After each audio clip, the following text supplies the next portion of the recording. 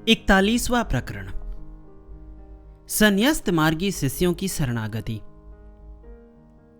जिन्हें कभी भी कुछ भी नहीं चाहिए, जिनका अपने प्रभु से स्नेह सहज है, जिनकी आत्मीयता अनन्य है, जिनका प्रेम विमल है, जिनकी भक्ति अविभक्त है, वह विरले होते हैं। सहज स्नेह ही सर्वस्व समर्पण का कारण हुआ करता है। विशुद्ध प्रेम ही प्रेमास्पद की प्रियता का आधार होता है। आत्मीयता ही आत्मसात की आत्मा होती है। ये शब्द कठिन हो सकते हैं, वाक्य क्लिष्ट हो सकते हैं, परंतु सहज स्नेही स्वयं में बहुत सरल होते हैं। गीतानाथ योगीश्वर श्री कृष्ण के श्रीमुख से एक सुंदरतम श्लोक निस्सरित हुआ। वह है, 4 प्रकार के सुकृतिना अर्थात शुभ कर्म करने वाले लोग होते हैं, जो हर प्रकार से परमात्मा का ही आश्रय लेते हैं, किसी अन्य का आश्रय नहीं लेते। इनमें दुखी, जिज्ञासु, जीविकोपार्जन हेतु याचना वाले तथा चौथे हैं नित्य युक्त एकांतिक भक्ति में प्रवीण तत्वज्ञानी भक्त। सृष्टि के प्रारंभ से ही सुकृतिना तथा दुष्कृतिना देव तथा दानव दोनों प्रकार के प्राणी होते आए हैं। जो पेट तथा परिवार के पालन हेतु स्वार्थमय जीवन जीते हैं, उन्हें दुष्कृतिना अर्थात राक्षस, असुर आदि कह देते हैं। लेकिन जो नाभि से ऊपर उठे हुए लोग हैं, जिनका मनोमय कोश ऊर्ध्वमुखी है अर्थात विज्ञानमय और आनंदमय कोश की ओर जाता है, वे सुकृतिना लोग सारे समाज, देश, राष्ट्र तथा विराट विश्व के हित की सोचते हैं। ऐसे सुकृतिना लोग अत्यंत दुख से आर्त हो, धन की इच्छा से या फिर जिज्ञासा से जब भी जैसे भी जरूरत पड़े, केवल मात्र प्रभु का ही आश्रय लेते हैं। सांसारिक वस्तु या व्यक्ति का सहारा कभी भी नहीं लेते। अतः वे सभी भक्त कहलाते हैं, क्योंकि परमात्मा के अतिरिक्त अन्य सभी का आश्रय त्यागने से वे अनन्य भक्त कहलाते हैं। भगवान इन तीनों प्रकार के भक्तों को प्रेम भी करते हैं, परंतु चौथे प्रकार के ज्ञानी भक्त दुर्लभ तथा विरले होते हैं। प्रभु कहते हैं कि तत्वज्ञानी तो मेरी आत्मा ही है, क्योंकि शेष तीनों की दृष्टि में अन्यों का अस्तित्व तो है, संसार तो है, परंतु उन्हें उनका आश्रय स्वीकार्य नहीं है। लेकिन नित्य युक्त एक भक्तिनिष्ठ तत्व ज्ञानी की तो परमात्मा से इतनी आत्मीयता होती है कि वहां अन्य है ही नहीं। ज्ञानी भक्त में बोध युक्त भक्ति होती है, अंधानुकरण नहीं होता। प्रभु के स्वरूप की पहचान के पश्चात की प्रीति है यह। सांसारिक वासना में प्रेम नहीं है। गोपियों का सहज प्रेम परम ज्ञान व स्वरूप बोध से पूर्ण था। तत्वज्ञानी थी वे, कृष्णमयी थी वे, अद्वैतानुभूति के साथ परमानंद से सराबोर रहती थी वे। श्री कृष्ण मुस्कुराते हैं तो उनके होठों पर भी मुस्कान थिरकती है। श्री कृष्ण नृत्य करते हैं तो उनके मन मयूर भी स्वतः नाच उठते हैं। श्याम वर्ण से श्याम वर्णी हो चुकी हैं वे। ऐसी सहज स्नेही गोपियां परमात्मा को आत्मसात कर उनकी आत्मा उनका स्वरूप ही हो चुकी थी। ऐसी दिव्य आत्माओं के लिए नित्य नियम या भक्ति मुक्ति रूपी प्राप्तव्य तुच्छ व नगण्य होते हैं। अध्यात्म पथ की उच्चतम आत्माएं इसी आत्मिक तथा यौगिक योग की दिव्य डोर से बंधी रहती है। यह योग युक्त बंधन ऐसा अद्भुत तत्व है कि असंभव को भी सहज संभव बना डालता है और अकथ कहानी कहनी पड़ जाती है। यह सहज स्नेह तथा अनन्य आत्मीयता कोई जादू टोना या सम्मोहन नहीं, अपितु जन्म जन्मांतरों के युगों युगों के तप का प्रतिफल होता है। सहज स्नेह पूर्व जन्मों के सुकृतों से ही सुलभ होता है। यह आत्म प्रसाद है। पूज्यपाद गुरुदेव ब्रह्मऋषि विश्वात्मा बावरा जी महाराज अपने गुरु भगवान श्री चंद्रमौली जी की प्रतिछाया मात्र थे।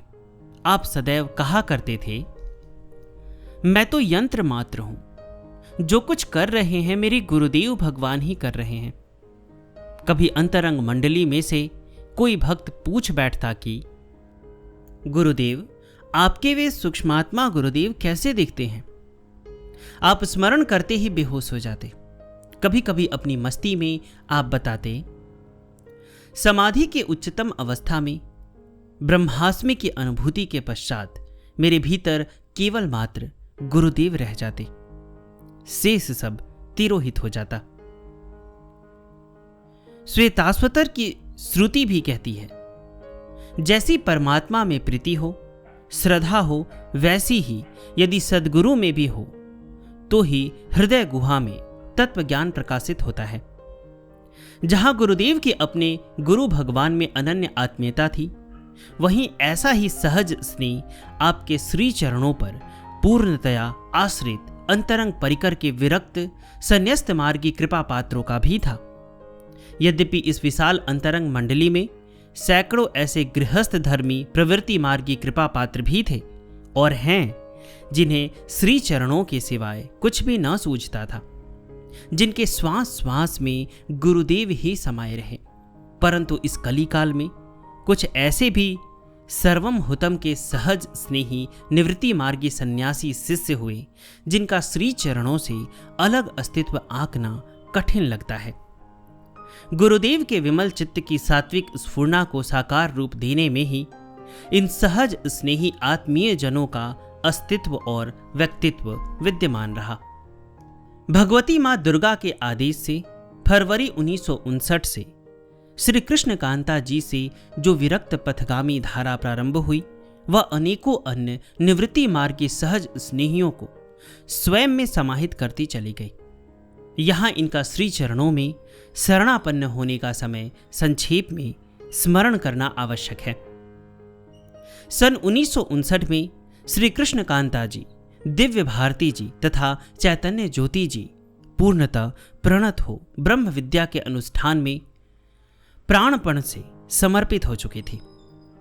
सन 1960 में गाजियाबाद के पंजाब नेशनल बैंक में कार्यरत एक युवक लीलाधर जी गुरुदेव के अलौकिक आभा मंडल से बच ना पाए और दीक्षित होते ही मंत्र योग तथा लय योग की साधना में रत हो गए। साधना की उच्च अवस्था में संसार संभालने में कठिनाई आई तो नौकरी से त्याग पत्र दे गुरुदेव के सानिध्य में सतत रहने लगे। गुरुदेव की कृपा से आपको मंत्र योग की उच्च अवस्था में सतत सहज आनंद की अनुभूति होने लगी तो गुरुदेव ने आपका नाम सहजानंद रख दिया। सन 1961 में लुधियाना की एक बीएड की छात्रा शारदा जी दर्शन करते ही श्री चरणों में समर्पित हो गई। आप सात्विक सौंदर्य के साथ साथ सुमधुर कंठ की स्वामिनी हैं। आपने भी सहज स्नेह के वशीभूत हो निवृत्ति मार्ग अपनाया। सन 1962 में पहले से ही योगाचार्य की डिग्री प्राप्त कर श्री चरणों में प्रणत हुए रवि नाम के एक योगा इंस्ट्रक्टर को गुरुदेव ने पूर्व जन्म की उच्चावस्था को देखते हुए अपनाया और स्वयं उन्हें हठयोग तथा राजयोग सिखाया। सन 1963 में रवि जी ने नौकरी से त्याग पत्र दे दिया और बाद में स्वामी योगानंद जी के रूप में संन्यस्त अभिधान प्राप्त किया। गुरुदेव ने इन्हें गंगा यमुना के तटों पर सोना तथा भिक्षा मांग कर खाना सिखाया। गुरुदेव कहा करते थे, मैंने अपने जीवन में केवल मात्र 2 शिष्यों को हठयोग की संपूर्ण विद्या दी है। वे हैं एक योगानंद तथा दूसरे धर्म नारायण। योगानंद जी योग साधना के मर्मज्ञ हैं। आप ब्रह्म ऋषि मिशन के प्रमुख सन्यासियों में से एक है। सन 1962 में तृप्ता जी नाम की एक युवा लड़की ने दर्शन करते ही दीक्षा ग्रहण की और संन्यस्त मार्ग अपनाने की इच्छा प्रकट की। गुरुदेव ने उपदेश दिया कि सरल एवं तपःपूत जीवन जीना होगा। सुनते ही आपने तुरंत घर जाकर अपने नए व महंगे कपड़े जो बहन की शादी के अवसर हेतु सिलाए गए थे, उन पर जलती प्रेस रखकर वस्त्रों की होली ही जला दी और सफेद खद्दर ओढ़ लिया। स्वामी विश्व भारती जी के रूप में आप प्रारंभ के प्रमुख विरक्त सेनानियों में से एक हैं। आपने श्री चरणों में अनन्य अनुराग तथा जुझारू प्रवृत्ति से मिशन के लिए नए नए आयाम स्थापित किए। लुधियाना की ही मात्र 14-15 साल की बच्ची राजकुमारी जी, जो उस समय सांसारिक मायाजाल की समझ से सर्वथा अछूती थी, बाद में स्वामी मनीषा जी के रूप में संन्यस्त मंडल में प्रविष्ट हुई। आप सन 1960 में ही सुश्री कृष्णकांता जी के कठोर तप की साक्षी बन उनके तथा गुरुदेव के बीच आध्यात्मिक प्रसाद के आदान प्रदान की मुख्य दूत का गुरुतर कार्य करती रही। यही नन्ही कली श्री चरणों की रज में ही प्रस्फुटित हो, कुसुमित हो, सात्विक सौरभ से समाज को सुवासित कर रही है। आपके सरस व मधुर गायन के कारण ही आपको गुरुदेव के द्वारा मानस कोकिला की उपाधि मिली। जन्म जन्मांतरों के अमित संस्कारों की अक्षुण्णता का ही प्रमाण है कि स्वामी ब्रह्मऋता जी, जो उस समय 13-14 वर्ष की कच्ची आयु में ही बस्ता गले में लटका लुधियाना के स्कूल में जाती है, सो रास्ते में एक साधु को मंच पर बैठे देख बाहर गेट पर ही खड़ी हो जाती है। वहां खड़े मुख्य पुजारी पंडित पुरुषोत्तम लाल को गुलाब का फूल पकड़ा आदेश देती है कि इसे उन साधु महात्मा को दे आना, जिन्हें वह जानती तक नहीं। जिस आयु में छोटे बच्चे दाढ़ी मूछ वाले फकीर साधु से डरते हैं, उस अवस्था का अपरिचित आकर्षण गुरुदेव के अलौकिक जीवन का अभिन्न अंग ही बन जाता है। तो यह प्रश्न कि क्या पूर्व जन्म होता है, बेमानी लगने लगता है। 1962 में शरणागत हुई यही विनेश आनंद नाम की वह नन्ही पुजारिन संन्यस्त मार्गी स्वामी ब्रह्मऋता जी के रूप में प्रसिद्ध हुई। आपने दिव्य लोक प्रकाशन तले गुरुदेव की 100 पुस्तकें प्रकाशित की। सन 1963 में ही गुरुदेव के श्री चरणों में एक ऐसे साधक शरणापन्न हुए जो वैराग्य की तीव्रता के कारण फौज से रिटायरमेंट ले चुके थे। जम्मू निवासी क्षमानंद जी गुरुदेव से दीक्षा लेकर वेदांत निष्ठ कर्मठ संत के रूप में माने जाने लगे। गुरुदेव की ही कृपा थी कि स्वतंत्र वृत्ति वाले यह साधक राधा माधव की दिव्य माधुरी से भर गए। गुरुदेव ने इन्हें भगवाधारी फौज में शामिल कर इनसे अपूर्व सेवा कार्य ले लिया। स्वामी ब्रह्मज्योति जी तो उस समय खेलने कूदने वाले बच्चों की तरह थी, जो होश में आती है, आंख खोलती है तो गुरुदेव के विशेष कृपा पात्र दिव्य भारती जी के सात्विक स्नेह का सौभाग्य प्राप्त कर लेती है। लुधियाना के वे प्रारंभिक दिन ही थे जब गुरुदेव इनके द्वार पर भिक्षा लेने गए तो इनकी ताई जी ने कहा, हट्टे कट्टे हो, कमाकर नहीं खा सकते हो क्या? कहकर भिक्षा नहीं दी थी। त्रिकालज्ञ गुरुदेव ने हंसते हुए कहा था, ठीक है, रोटी की भिक्षा नहीं दी, लेकिन इस घर से एक बालिका को ही भिक्षा में लेकर जाऊंगा। भविष्यवाणी अमोघ थी, अतः सच तो होनी ही थी। बचपन की सरोज नाम की यह बालिका गुरुदेव के भिक्षा पात्र में जाकर प्रसाद रूप में ब्रह्म ज्योति जी के स्वरूप से बाहर आई थी। अतः इनका जीवन भर का सन्यासी जीवन भी आश्चर्यप्रद नहीं है। सन 1965 में वृंदावन के श्री देव जी को श्री राधा कृष्ण की झांकी के दर्शन गुरुदेव के श्री विग्रह में ही हुए। वह भी श्री चरणों में पूर्णतया प्रणत हो गए और सन्यासी मंडली में शामिल होकर जीवन भर वृंदावन वास का प्रण ले लिया। सन 1966 में गुरुदेव हिमाचल के धर्मशाला नामक स्थान पर विराजित थे। गवर्नमेंट डिग्री कॉलेज धर्मशाला के प्रिंसिपल श्री के.आर. चौधरी तथा उनकी धर्म पत्नी दुर्गा देवी के आमंत्रण पर उन दिनों वहां विशाल कार्यक्रम का आयोजन किया गया था। इन्हीं दिनों यहां डिग्री कॉलेज की एक लेक्चरर सुश्री शांता शर्मा भी गुरुदेव के दर्शन करते ही सहज स्नेही शिष्यों की टोली में शामिल हो गई। गुरुदेव ने ध्यानावस्था में पहले से ही देख लिया था कि अमुक रंग के वस्त्र पहने अमुक रंग रूप वाली मेरी एक शिष्या आने वाली है, और यह बात आपने पास बैठी स्वामी कृष्णकांता जी को भी बताई। बात सत्य सिद्ध हुई और उसी दिन ध्यानावस्था वाली यह शांता जी पूर्णतया श्री चरणों में समर्पित हो गई। बाद में आप स्वामी स्वयं प्रभा जी के स्वरूप में सन्यासी वेश में सेवारत हो गई। सर्वम हुतम की इस दिव्य धारा को आगे आने वाली नन्ही नन्ही बूंदों ने, छोटी छोटी कणिकाओं ने एवं प्रखर किरणों ने सूखने नहीं दिया। गुरुदेव स्वरचित पद द्वारा कहा करते थे, प्रिय लघु की लघुता ही प्रभु की प्रभुता की उद्गम थाती है।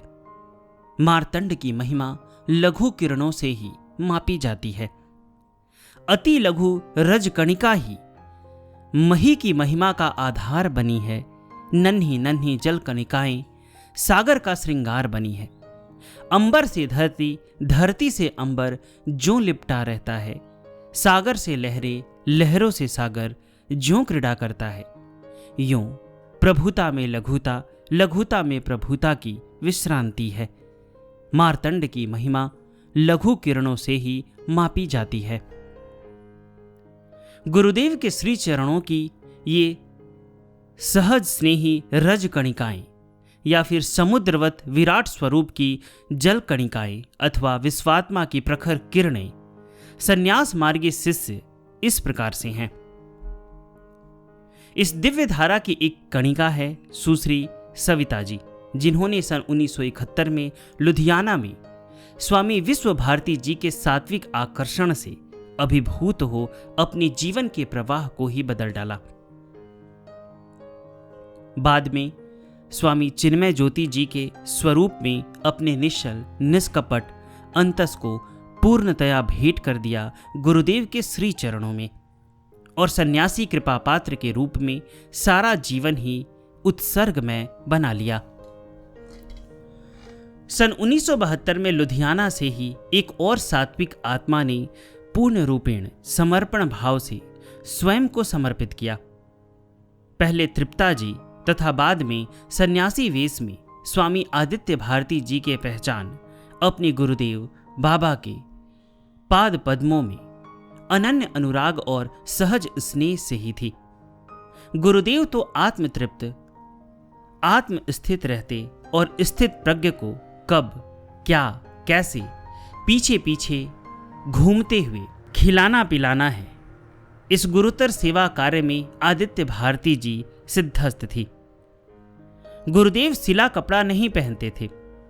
इनके हाथों की दक्षता ही थी कि गुरुदेव झग्गी पड़ने को धारण कर लेते थे। मैं स्वयं पूर्व में नीलमणि, पश्चात भक्तिमणि, थोथे अभिमान, तर्क वितर्कमयी नास्तिकता तथा अबोध वृत्ति युक्त अपनी धृष्टता को अक्षम्य मानती हूं, परंतु अति कृपालु चित्त सम्यक बोधा ज्ञान स्वरूप मेरे कृपालु गुरुदेव ने मार्च 1979 में अपनी दिव्य दृष्टि की एक ही किरण से मेरी अकिंचनता को देखकर उसे अनगढ़ रूप में ही स्वीकार कर लिया।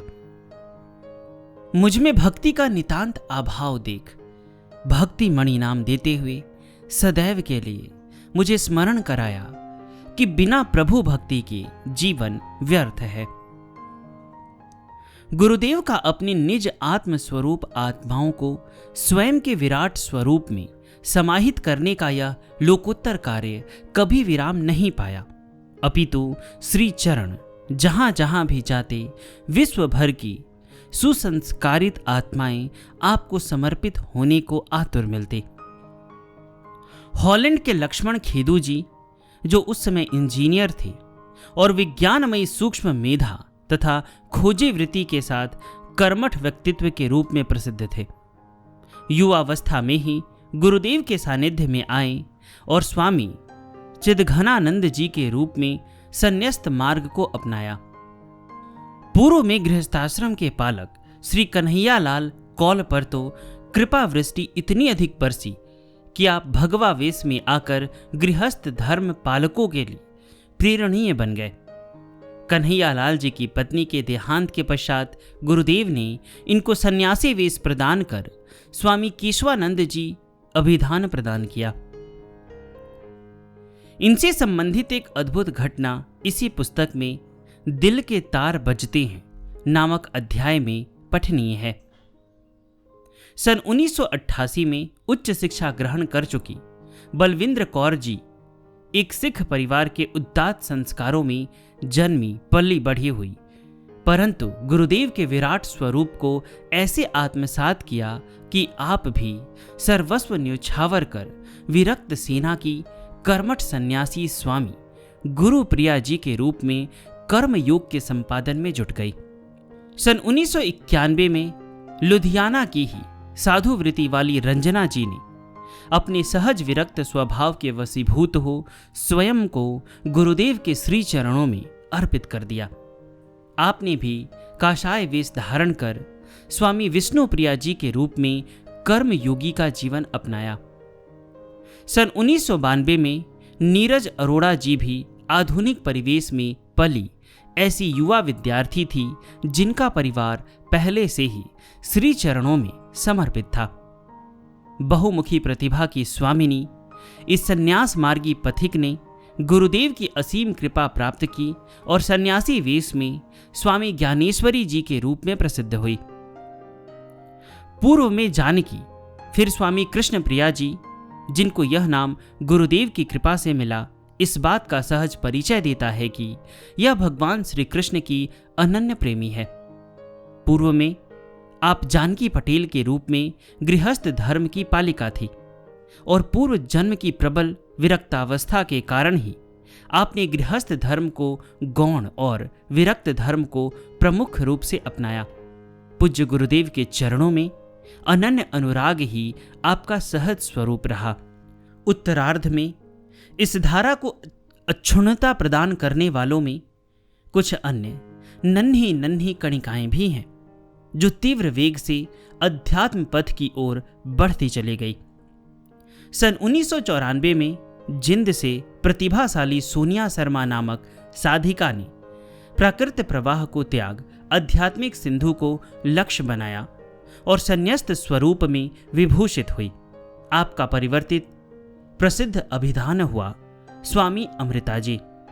सूरीनाम हॉलैंड से एक ऐसी जिज्ञासु लड़की श्री चरणों में प्रणिपात हुई जिसने विराट नगर आश्रम में रहते हुए वैदिक सनातन धर्म के अध्ययन, मनन, निधिध्यासन से स्वयं को निखारा और सन्यासी वेश धारण कर स्वामी हरिप्रिया जी के रूप में गुरुदेव के सर्वहितकारी संकल्पों को साकार करने का प्रण लिया है। सूरीनाम हॉलैंड से ही विज्ञान के विद्यार्थी राकेश जी ने भी पूर्ण रूपेण चरणारविंद का आश्रय लिया और सरल सौम्य परिवेश में भगवा वेश को जोड़ते हुए स्वामी राघवानंद जी के रूप में सर्वोपरि साधु जीवन को अपनाया। सन 1998 में अबोहर से मात्र 19 साल की छोटी सी आयु में स्वयं को पूर्ण रूपेण समर्पित करने वाली सारिका जी भी उस समय विज्ञान की प्रतिभाशाली विद्यार्थी थी। उदात्त संस्कारों से पूर्ण इन्होंने भी कांटों से भरे तप युक्त अध्यात्म पथ को तय किया और स्वामी सूर्य प्रभा जी के रूप में संन्यस्त स्वरूप प्राप्त किया। देहरादून से सुश्री सीमा जी, जिनका परिवार पहले से ही गुरुदेव का भक्त था, ने भी संन्यस्त मार्ग को चुना और 2010 में भगवा वेश धारण किया। इनका संन्यास के पश्चात का अभिधान है स्वामी श्रेया भारती जी। इसके अतिरिक्त गुरुदेव के कृपा पात्र सन्यासी शिष्यों में स्वामी भुवनेश्वरी जी, स्वामी सिद्धेश्वरी जी, स्वामी मैत्रेय जी, स्वामी देवप्रिया जी और स्वामी दिनेश्वरानंद जी उल्लेख्य हैं। पूज्यपाद की अनन्य अनुरागी सहज स्नेही यह सन्यासी टोली स्वयं में विलक्षण है। सभी शैक्षणिक शिक्षा में MA PhD से कम नहीं है। श्री चरणों में समर्पण के समय सभी 13-14 वर्ष से लेकर 22-23 वर्ष के बीच के युवा प्रफुल्लित पुष्प थे। सभी संभ्रांत, सुसंस्कारित, समृद्ध परिवारों के लाडले अंग थे। कोई भी ऐसा नहीं था जो सांसारिक दुख, क्लेश व कष्टों से पलायन कर भागा हो।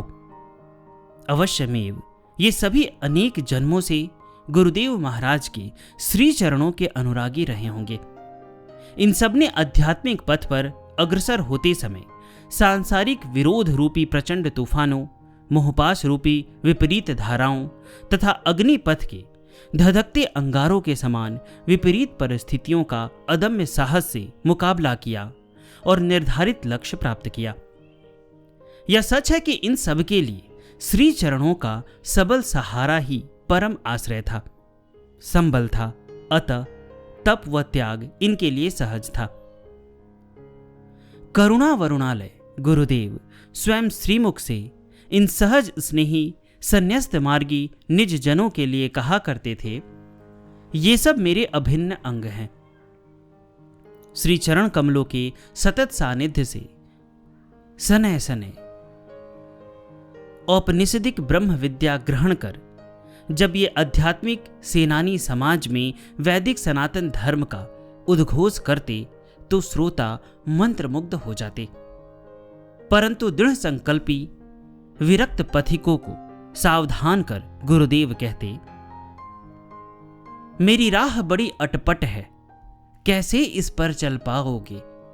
पग पग पे पहाड़ की ठोकर, कैसे पल भर कल पाओगे। मैं हूं राही कंटक पथ का, मुझे राजपथ कभी ना भाया। उपरामता रही कुंजों से, प्रिय लगती करील की छाया। मधुबन की मधुमय मादकता, मेरे मन को नहीं सुहाती। बीहड़ कानन के खग मृग सब है, मेरे बचपन के साथी। तुम हो ने ही ऋतु वसंत के, कैसे यहां बसर पाओगे। मेरी राह बड़ी अटपट है, कैसे इस पर चल पाओगे। इस प्रकार बार बार सचेत करने पर भी सहज स्नेही संन्यास मार्गी शिष्यगण श्री चरणों का अनुकरण दृढ़ता से करते रहे। इसका अंतिम पद्य है, जो अपने अदम्य साहस से इस पथ पर आगे बढ़ते हैं, उनको है विश्राम कहां, निज झंझावातों से लड़ते हैं। चलने की है चाह तुम्हें, तो निर्भय होकर चलना होगा। सिंहों की दहाड़ सुनकर भी चलने हेतु मचलना होगा। हो तुम अति सुकुमार, बावरे कैसे यहां संभल पाओगे। मेरी राह बड़ी अटपट है, कैसे इस पर चल पाओगे। पूरी कविता इस पुस्तक के अंत में उपलब्ध है।